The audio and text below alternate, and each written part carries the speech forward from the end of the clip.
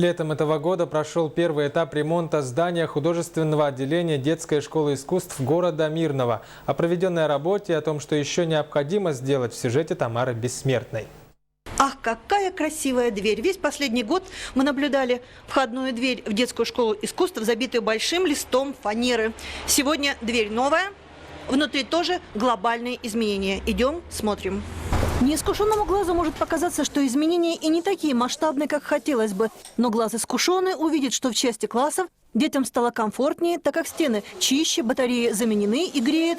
В общем, чувствуется, наше творческое будущее учится и развивается в хороших условиях. Однако не сделан ремонт в художественной галерее, и руководство школы надеется, что на октябрьской сессии депутаты утвердят смету на продолжение ремонта в 2016 году. Когда мы заходим теперь в холл, он такой весь свеженький, светленький.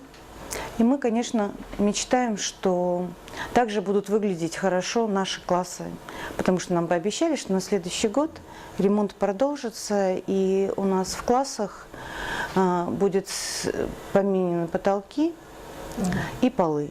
И несколько слов о наборе этого года. Школа переполнена, особенно во вторую смену. Но в отличие от прошлого года активизировался учебный процесс и в первую половину дня. Если бы вообще все дети оказались бы у нас во вторую смену, то мы бы просто не поместились в расписании.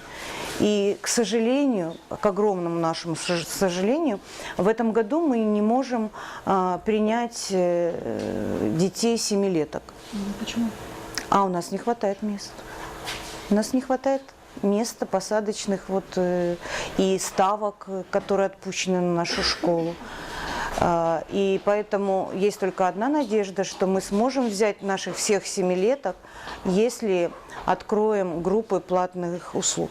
В любом случае, радует стремление и детей, и их родителей дать своим чадам полноценное разноплановое образование. А трудности, как показывает жизненный опыт, имеют тенденцию со временем разрешаться, причем в лучшую сторону.